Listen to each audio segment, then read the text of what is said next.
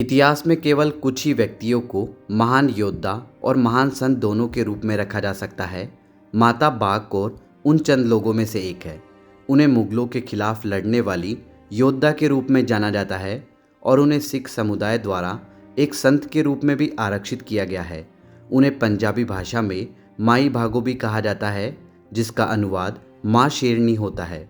उनका जन्म सिख योद्धाओं के एक पारंपरिक परिवार में हुआ था। उनके पिता गुरु हरगोविंद सिंह की सेना में एक सैनिक थे। वह तलवारबाजी, घुड़सवारी और तीरंदाजी सीखते हुए बड़ी हुई। उन्होंने शास्त्र विद्या भी सीखी, जिसका अर्थ है हथियारों और युद्ध शैलियों की शिक्षा। अपनी किशोरावस्था के अंत में वह गुरु गोविंद सिंह की सेना में शामिल हो गई। उसके दो बड़े भाई पहले से ही इसका हिस्सा थे। एक साल बाद उनकी शादी निधान सिंह से हो गई, जो भी सेना का हिस्सा थे। यह वह समय था जब मुगल साम्राज्य पर क्रूर औरंगजेब का शासन था। अपने पूर्वज के विपरीत औरंगजेब में अन्य धर्मों के प्रति कोई सहिष्णुता नहीं थी। वह सिखों को नष्ट करने के लिए विजय अभियान पर था। गुरु गोविंद सिंह को मुगलों से लगातार खतरा था। हालांकि सिख सेना बहादुर और वफादार थी, लेकिन शक्तिशाली मुगलों के सामने उनका कोई मुकाबला नहीं था। इसलिए गुरु गोविंद सिंह हमेशा चलते रहते थे, कभी कहीं नहीं रुकते थे। यह पूरे देश में उनके सिख धर्म के संदेश को फैलाने का एक तरीका भी बनाया। एक बार रास्ते में गुरु गोविंद सिंह अपने अनुयायियों के साथ मुगल रेजिमेंट द्वारा फंस गए थे। मुगल रेजिमेंट ने सिख धर्म की निंदा करने वाले किसी भी व्यक्ति को हानि रहित वापसी की पेशकश की।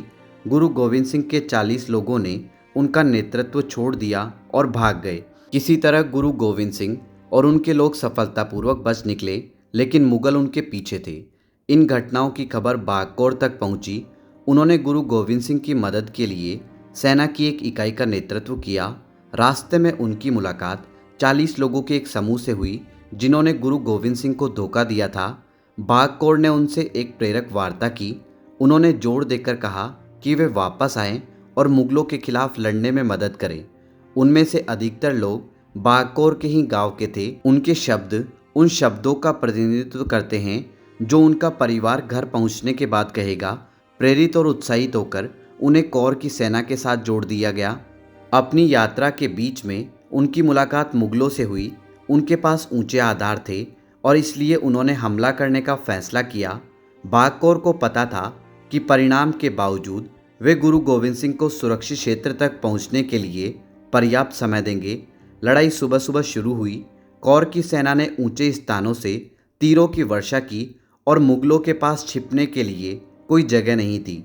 मुगलों ने भी भारी क्षति पहुंचाई, लेकिन जल्द ही कौर के तीरों की सीमा से पीछे हट गए। जैसे ही सूर्य अस्त हुआ, मुगलों ने आक्रमण कर दिया। उनकी संख्या सिख सेना से अधिक हो गई और तीर रात में बेकार हो गए। अगली सुबह तक कौर के लोग लड़ाई हार गए। इस घटना को जानने के बाद गुरु गोविंद सिंह एक बड़ी सेना के साथ युद्ध स्थल पर लौट आए। कौर और 40 विश्वासघातियों के नेताओं को छोड़कर वे सभी मर चुके थे। घटना की पूरी श्रृंखला बताने के तुरंत बाद उन्होंने भी गुरु गोविंद सिंह की गोद में प्राण त्याग दिए। गुरु गोविंद सिंह उनके बलिदान से प्रभावित हुए और उन्हें चली मुक्ते यानी मुक्त लोगों का नाम दिया। वह कौर को भी अपने साथ अपने आश्रम में ले गए। कौर ने उसी युद्ध में अपने पति और भाइयों को खो दिया था। अपने घाव से उभरने के बाद कौर ने गुरु गोविंद सिंह के सानिध्य में सिख धर्म की आध्यात्मिकता और दर्शन के बारे में सीखा। जल्द ही बागकौर ने लंबे समय तक ध्यान करना शुरू कर दिया। उन्होंने खुद को सन्यासी घोषित कर दिया, लेकिन गुरु गोविंद सिंह ने उन्हें पहले एक योद्धा के रूप में अपना कर्तव्य पूरा करने के लिए मना लिया। वह गुरु गोविंद सिंह के निजी अंगरक्षकों का हिस्सा बन गई। गुरु गोविंद सिंह की मृत्यु के बाद बागकौर ने एक संत का जीवन चुना। वह मुगलों से दूर दक्षिण की ओर चली गई और सिख धर्म के सिद्धांतों की शिक्षा देने लगी। उन्होंने अपने बाद के जीवन का अधिकांश समय बिहार में बिताया। आज उनके सम्मान में महाराष्ट्र के नांदेड़ में एक युद्ध स्मारक का टावर खड़ा है। माता बागकौर के बारे में अपनी राय हमारे साथ कमेंट बॉक्स में जरूर शेयर करें। धन्यवाद।